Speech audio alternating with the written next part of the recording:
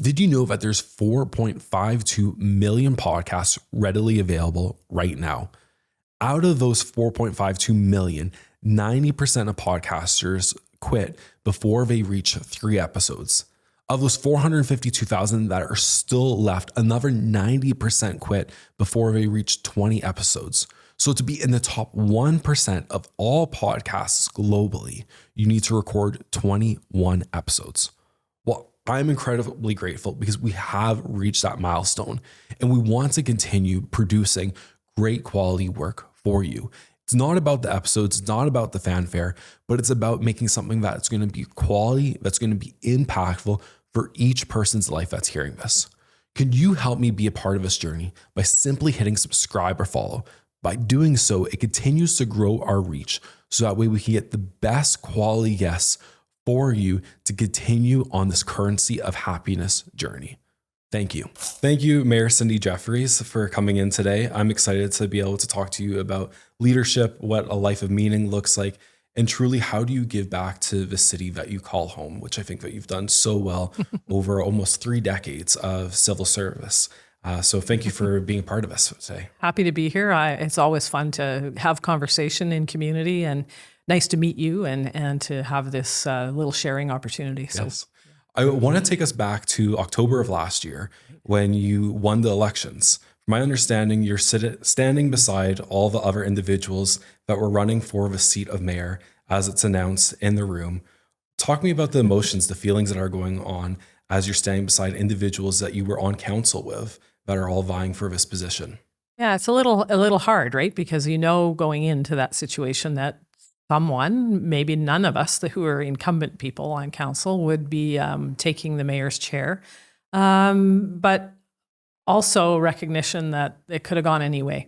I ran for mayor in 2013 and lost in that race, so I understand what that feels like.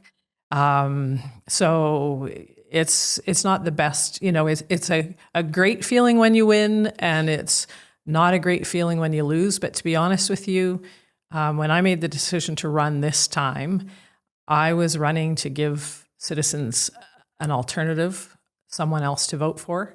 I didn't see a person running for council that I felt comfortable voting for, that I would cast my vote for. So that's part of how I concluded that I needed to run. That's really powerful. So when you're thinking about who you're going to vote for, what are some of the qualities that you look for in a leader? Yeah, I think, first and foremost, listening. If I've learned anything as mayor in the first little over 6 months, it's that listening is critical, and not always thinking that you've got the answers or you need to be the one to have the answers.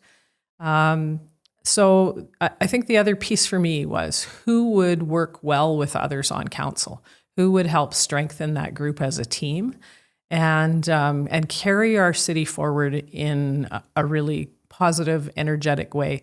For far too long, I think Red Deer has been underrepresented and under-recognized. And I know there's really good things happening here. We just need to show them off and be proud.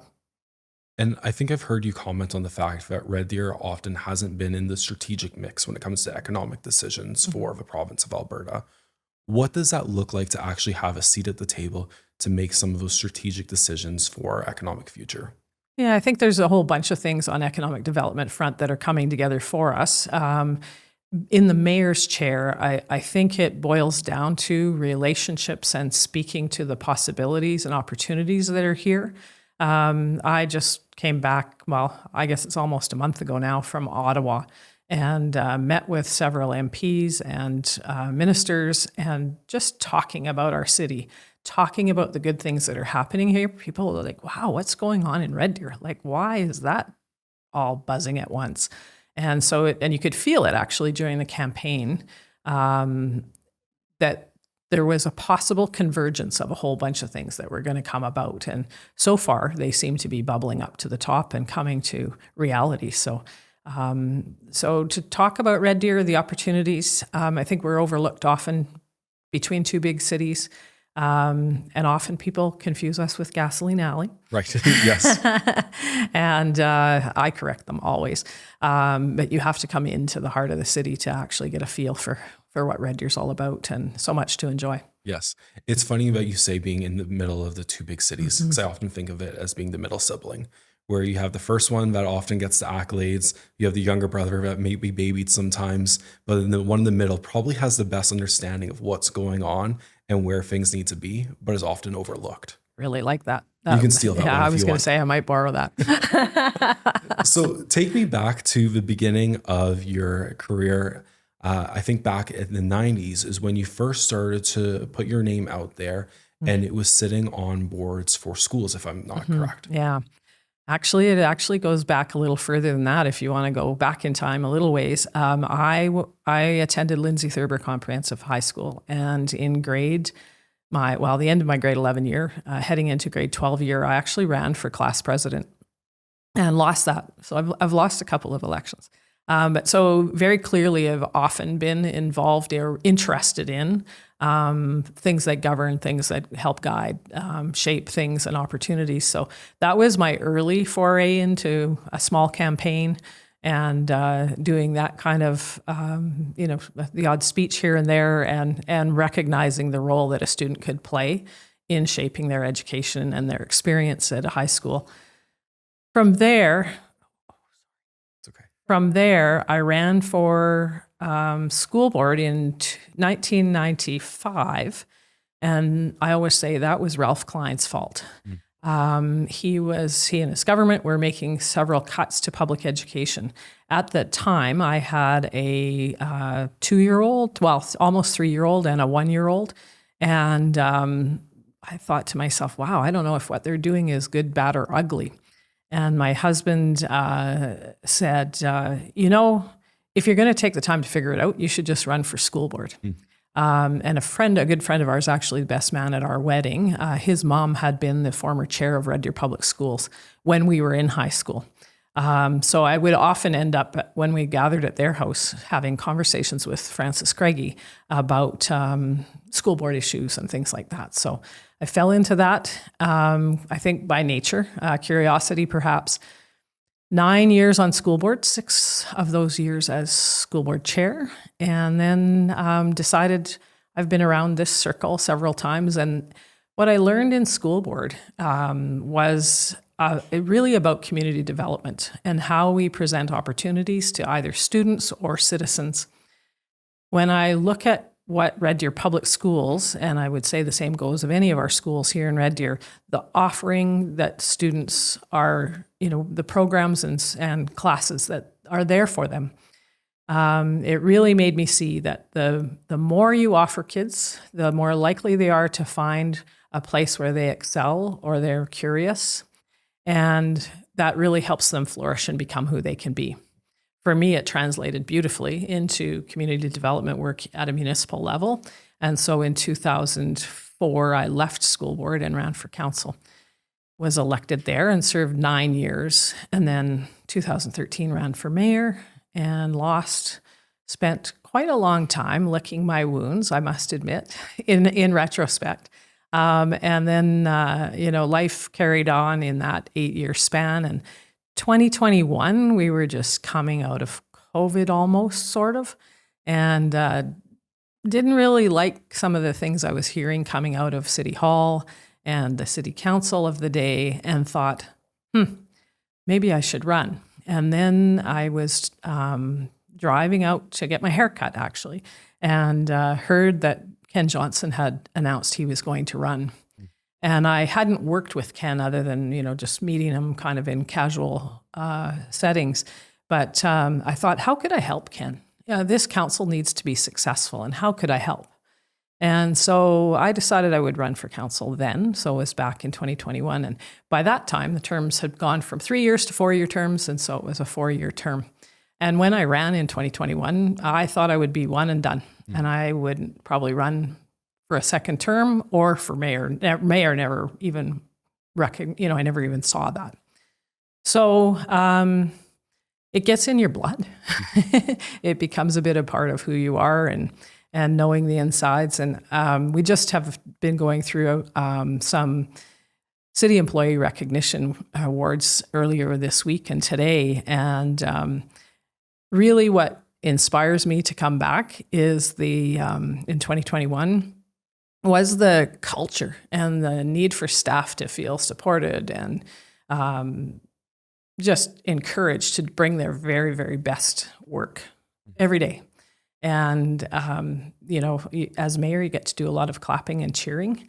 And as a council member, you do as well. And so I think that's really important to me, is to try and help bring out the very best in the team that we've got. And whether it's council or it's the whole city and through the city manager and her team. It's just a really good opportunity to do all of that and mix in a bit of politics. Yes, a lot of breadth that you just went through. I want to go back to that first decision of you're a young mom, and that's a lot of responsibility. I look at my wife, we have 3 kids, 6, 4, 2, and we have another one on the way. And I can't imagine if she said, hey, I'm going to run for this position, knowing the weight of what was going on at that time period. How did you balance being a new leader as well as a young mother? Yeah, it's a good question. Very supportive husband who was also incredibly busy.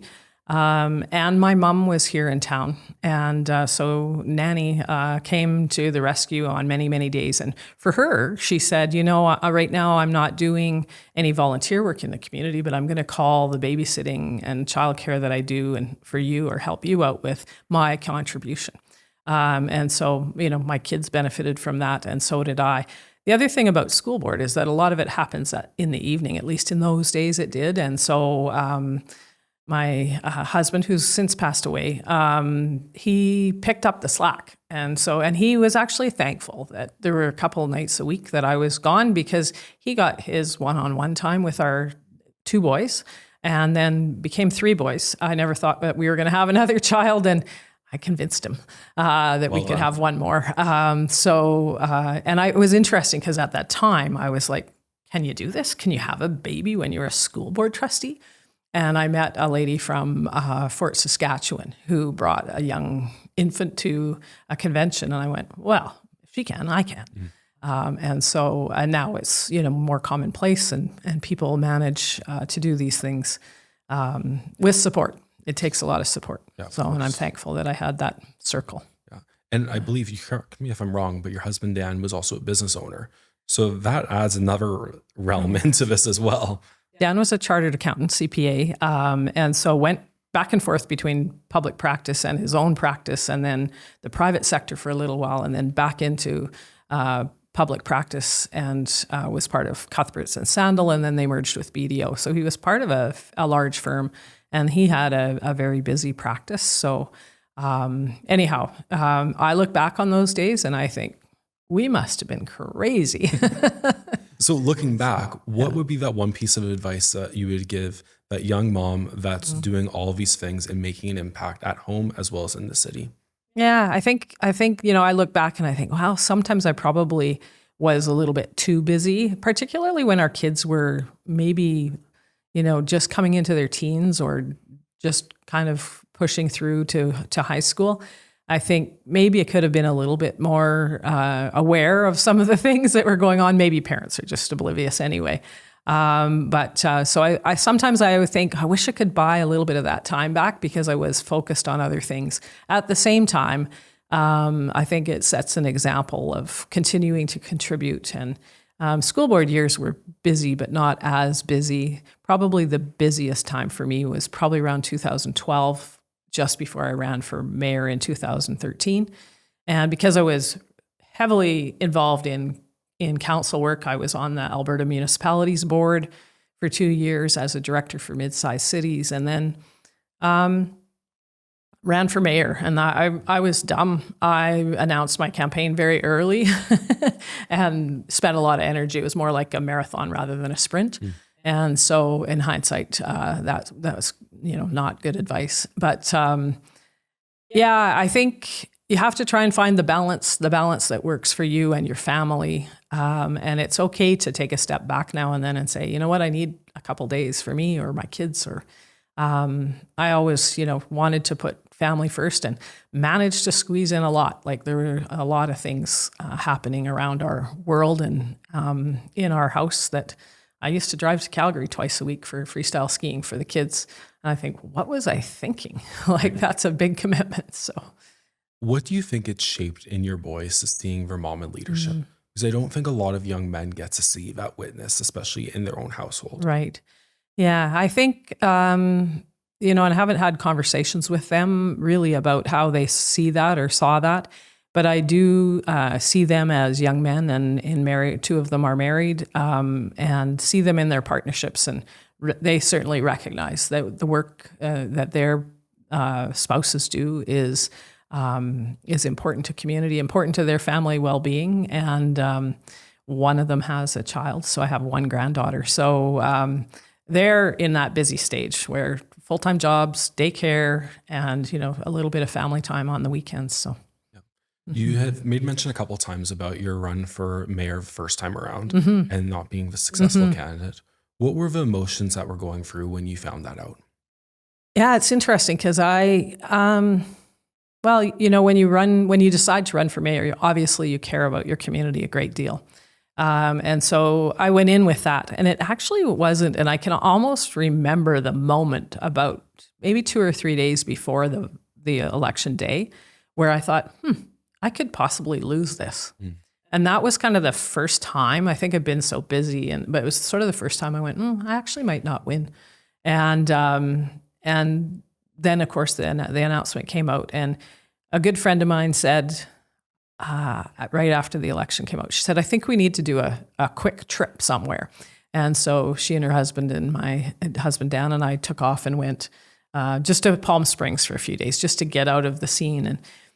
And then it probably wasn't until a few months later that I started to realize I was feeling shame, feeling like I'd let the community down, anybody that supported me, feeling I let them down, and grief. Grief because there were things I wanted to see through that I wouldn't get to do because I wasn't there. And so it took me a long time to kind of feel that out. I bet close to 2 years to try and realize and digest and put words to some of those feelings that I was having. It also coincided, how life goes with these things. It's part of life, I guess. That year I turned 50. My kids were mostly out of the house, so empty nest, and I lost my job and went, who is Cindy now? And so it took a little while, and people around me would say, oh, it's great, you've got time off. And I'm like, oh yeah, but, right? And you feel a little bit of the crunch at 50, although in hindsight, it wasn't a big deal, but feel that crunch of, now what am I going to do? I ought to hurry up. I'm pretty soon I'll be too old, right? And yeah, my friends say, oh, just keep moving on. And I'm like, well, there's something to process here. So anyhow, it's all, I learned a lot. Yeah. Even you talking about the grief and shame, I can feel the emotion. How do you process that? How do you move forward? Because now you've won that seat that had that hurt before. How do you come to terms with, okay, that chapter's closed. How do we move forward? Yeah, well, I think it's partially comes about through perspective that you gain. The 8 years that I was off of council, I did a tremendous amount of volunteer work. I think I was on 8 different boards and different things, and trying to figure out what was I going to do next. My mom and my husband's mom, mother-in-law, were both in health issues and aging and needed some supports. And so I was actually lucky to have that time to do some of that work. Also, in that time of the 2013 election, my husband, Dan, was diagnosed with cancer. I think it was in July. So I was full campaign mode. And I said to him, I'm going to pull out. I'm going to drop out of the race because I don't need that. And he said, no, stay in. I'm going to be fine. And so I stayed in and lost. And then, as I say, sort of wallowed in the mud for quite a while. And then our parents both died. And then Dan was re-diagnosed with cancer. So couple of years of caring for him before he died in 2019. So when I was pondering running for mayor in 2025, Mayor Ken Johnston said to me, he had encouraged me to run earlier, and I said, no. And then a couple of conversations later, a couple months later, I said, I think I'm going to run. And he said, oh, well, tell me more, kind of thing. And then he said, at the end of our conversation, he said, I have one question for you. And I said, what's that? How will you be if you lose? And I said, it's a really good question. I think I'll be fine, because when I lost in 2013, that was probably one of the bigger losses that I'd ever faced. Personal and very public, right? Because everybody in the community knows you lost, or at least it feels that way. And then I said to Ken, the other part is that I've lost something much greater than a mayor's race when Dan died. So I think I'll be fine. I think I'll say, you know what, that's the way it's meant to be. And I gave the community a chance. I gave them a second chance. And he said, good, I just needed to check in with you on that. That's wise of him. So, yeah. And so, and actually that question prompted me to think, how will I be? Because I didn't want to spend, you start to realize my time is maybe, well, we don't know how much time we have. And that was very real to me. And so you just kind of think, well, I'll give it a go and see where this takes me, but I'll be fine if I lose. If I lose, then I know I have permission to go off and do whatever, my bucket list. Most people start with motivation. Very few start with a system. Last year, I didn't guess my way through goals. I used the same framework I'm sharing with you today. Here's what it helped make possible. It increased our net worth. We bought 4 properties, 2 on the same day, spent more intentional time with family and friends, received 2 promotions, and took a dream vacation. This wasn't hustle. It wasn't willpower. It was clarity, structure, and alignment. That's why I created the ultimate goal-setting framework. If you're tired of setting goals that sound good, then disappear, this is for you. Download it for free at thecurrencyofhappiness.com and start pursuing goals in a meaningful way. Do you mind if I ask you, what were the lessons that Dan taught you? Oh, now you're going to get me to cry. I met Dan, I was 16. Cue the tissues. My childhood was a little, I wouldn't say totally dysfunctional, but we were, some days really good and some days a little off the edge. So my mom was an alcoholic for years. My stepdad was not the easiest person to live with. And Dan came from a family, we used to joke that his family was the Rockwells. They had everything great and all was good and everybody loved one another and they were a happy family. So when I met Dan, I moved into this space of stability and calm, predictability, perhaps, more than anything. So the other thing is that he would always say to me, sometimes you think you can't, and you can. And so if I think, what did he leave me with? That. You can. Yeah, that's really good.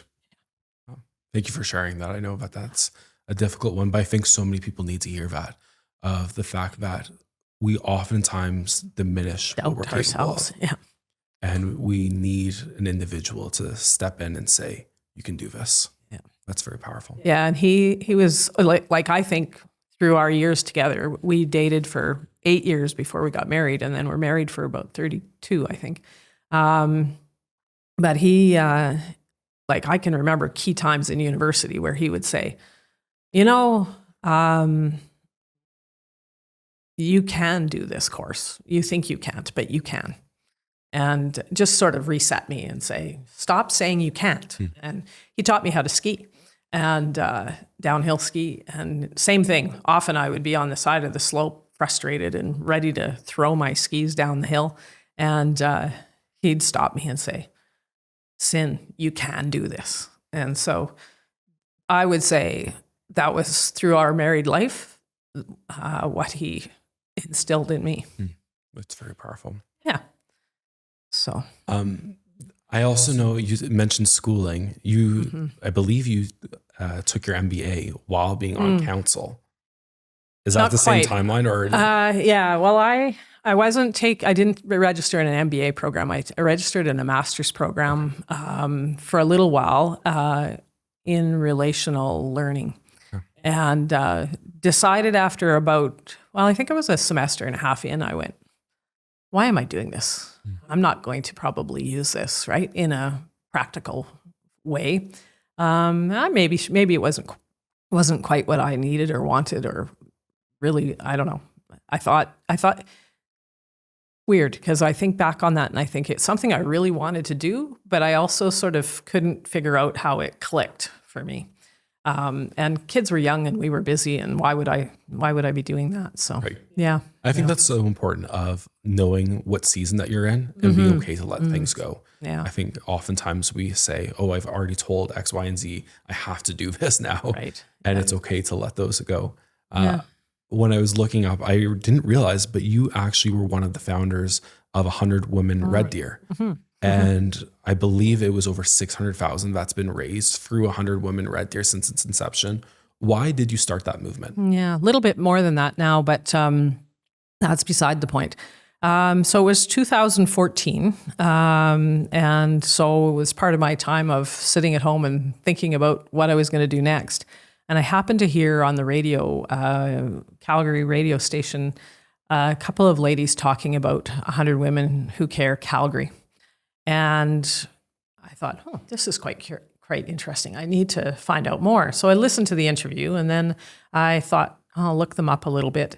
At the time, my youngest son was doing his grade 12 in Calgary, and I was trying to be this split mom. I was trying to be 3 days or 4 days in Calgary and the other days back here in Red Deer. It was a crazy thing to think that would be enjoyable. Anyway, it was not. So I was in Calgary a little bit. So I arranged to actually attend one of their 100 Women Who Care Calgary meetings just to see what it was all about, and really liked the concept and the model. And I came back to Red Deer and said to my good friend, lifelong friend, since high school friend, Susan, hey, here's this concept. What do you think about this? And I said, I kind of think we could do that here. Susan said, I think we could too. And so we started thinking about it. I think that was probably about September of 2014. And so we merged our email contact lists and sent out a notice, I don't know, probably in November or so, saying, hey, we're going to have this meeting in January. Why don't you come? And in our heads, we thought, let's see. Hopefully we could get to 75 women who care. And when we opened the doors, people started pouring in, and we soon realized that we didn't have enough ballots, enough registration forms, enough chairs, enough anything. And so we did our first meeting, and the beautiful thing about 100 Women Who Care and 100 Men Who Care and all those things that follow the format is that it's a 1-hour meeting.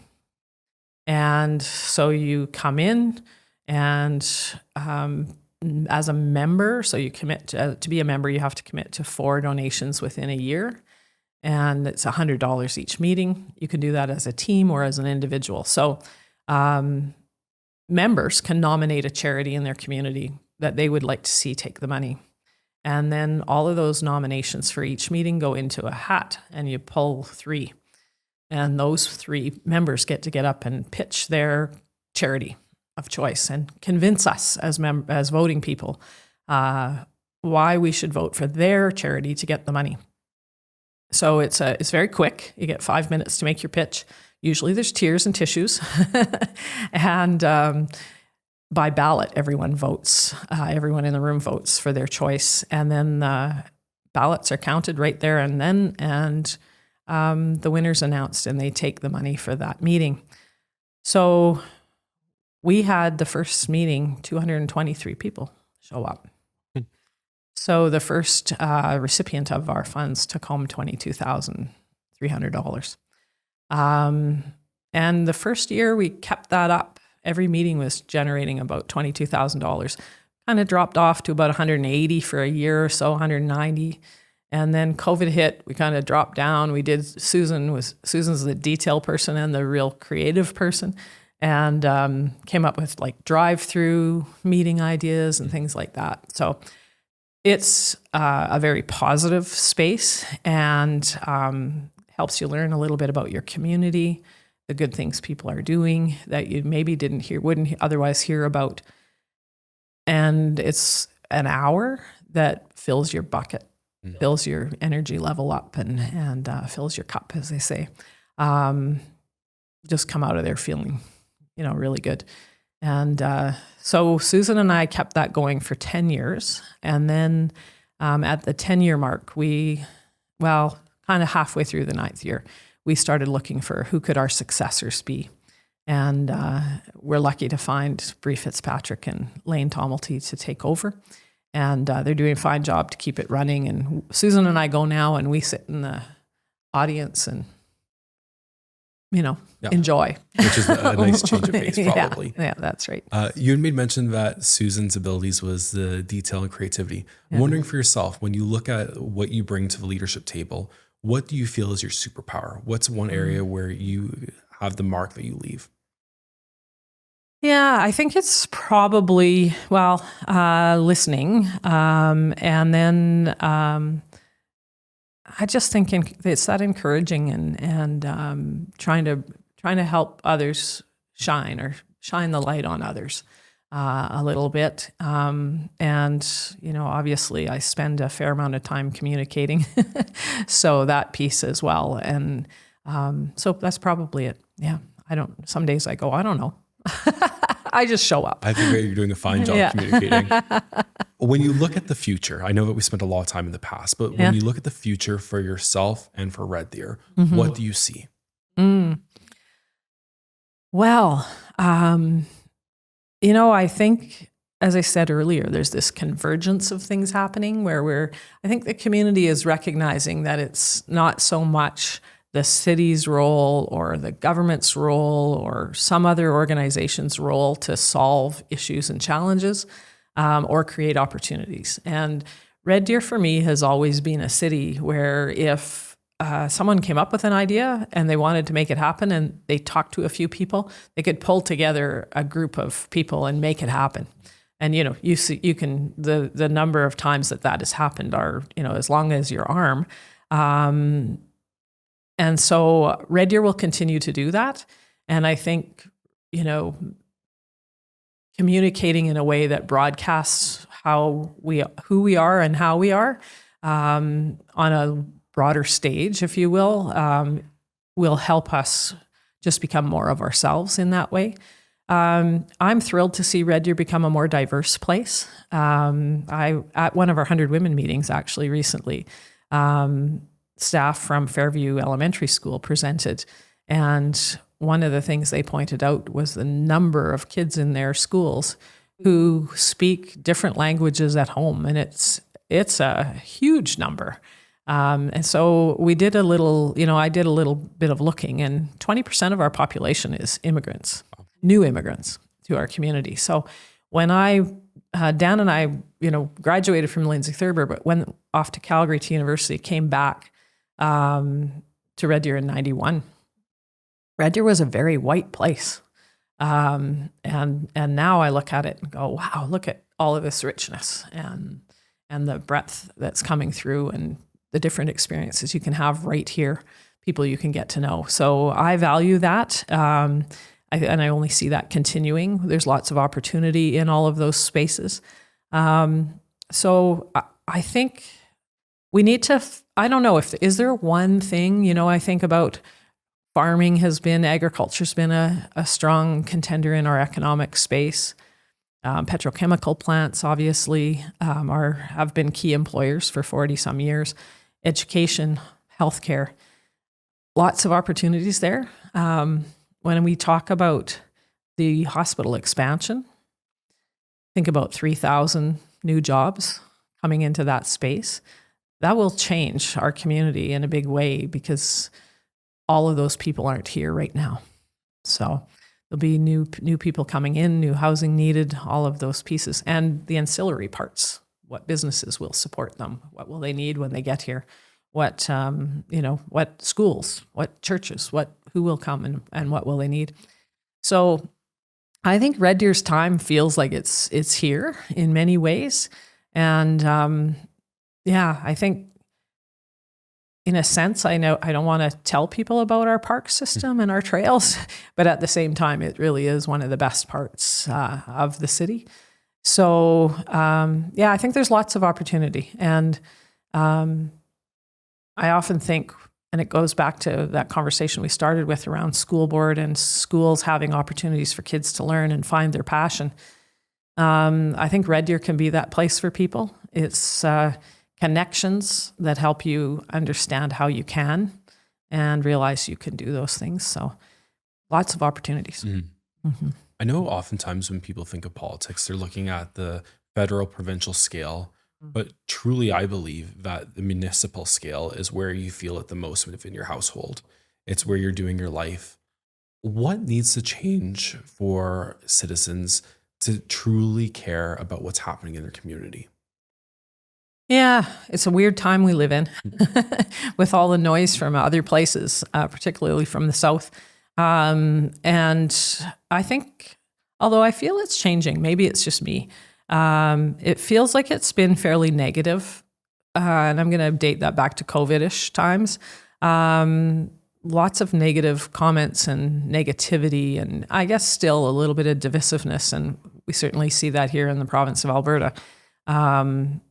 Things that divide us rather than unite us. And I think it boils down to community and where you live and how you can make a difference. People can actually feel that they can contribute at this level. Other, orders of government maybe feel a little bit more distant. But I've kind of lost track of your question a little bit. So No, that's all right. I think at the end of the day, it's people taking ownership of their place where they live. Yeah. And I think oftentimes it feels like that's someone else's responsibility. That's someone else's problem.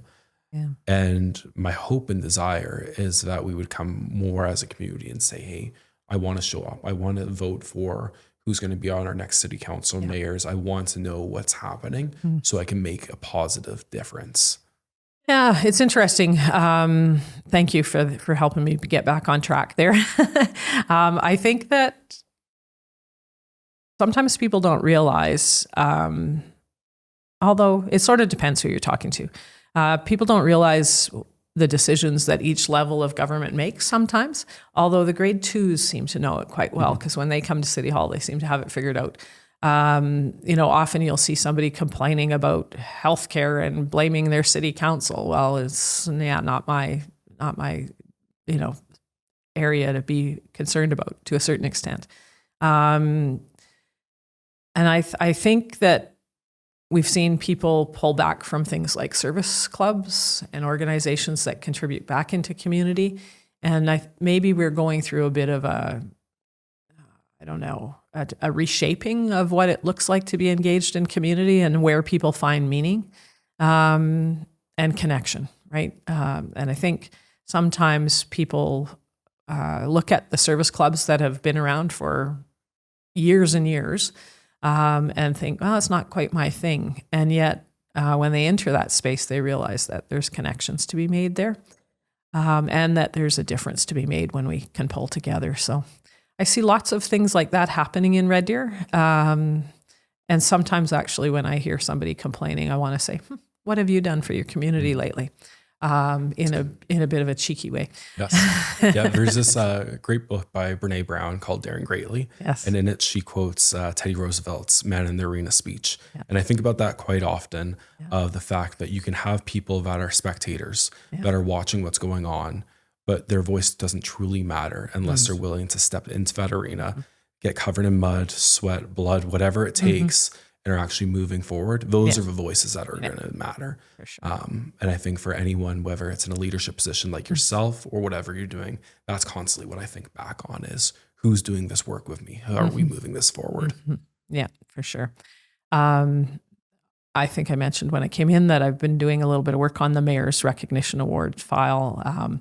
And one of the things that has struck me as I look through the nominees for that, and that's coming up in June, I think of, in many cases, it's someone who has stepped up and gathered good people around them to help do something or to take interest. And so maybe it's about inviting others in and recognizing. And, people do lots of great things in our community, whether it's coaching or volunteering at different things. But the more we do that, the better community we have. So I think when I think about new people coming to Red Deer, new immigrants, people who move here from other parts of Canada, I think the greatest gift we can give them is connection to community and reaching out and helping them find what they need to find within community. Imagine if you arrive here with nobody and you honestly don't know where to turn next. And what do you need most? You need at least one or two connections to help stabilize you and find your grounding, find your footing, and move forward. And what's happened to me, my Red Deer experience has been that through the people I've met along my way here, I came to Red Deer the day before grade 10 started. So it's the people I've met along that way that have really shaped who I am in a very real way. And my connection to them has opened the doors for many things that I have done. So opening the doors for someone else, I think, is how we can help others. That's really good. We have a tradition on the podcast where we ask each guest, what does happiness look like to you? So I'm curious, Mayor Cindy Jefferies, what does happiness look like to you? What does happiness? It's probably a contentedness. I don't know. How do you want to go about this? Happiest day for me, something like that, probably involves being outside and being with family and friends. Food in there too. Just feeling, the opportunity to connect and be together and with loved ones. And I'm lucky. I have a lot of great friends and many who I went to high school with that I'm very close with still. And I live in a great neighborhood. So happiness, I don't have to go too far to find that, luckily. But yeah, mostly it's family, friends. Yeah. What is the last thing that you want to leave, whether it's the citizens of Red Deer that you serve or other individuals that are tuning into this and want to know how they can step up greater in leadership? What is the last thing that you'd like to leave them with? Well, it might come down to Dan's contribution to me, right? Believe that you can. And the thing that I find myself going back to as mayor, and I think it's actually helpful regardless of where you're at and what stage of leadership you might be in or community development kind of opportunities. I know what I know right now, and I don't know the answer to the question that I might be posing myself, but what's the next step I could take? Might be a small step. Might be going and having coffee with someone who might know something about what I'm thinking about. And then that will help guide me to the next step. So you don't have to know the answer you're seeking. You just need to know how to weave together the parts. And I think is the magic of finding your way through. If you think you know the answer when you start, you're probably starting in the wrong spot. Thank you so much for your time, Cindy. This is a great conversation. I think the one piece that stood out the strongest to me is what you shared about Dan, about how even when you don't believe in yourself, someone else does. And how do you step up to live up to that? So thank you for sharing. Thank you. It's my pleasure. Yeah, it's a gift that he gave me. That's a good gift. And continues.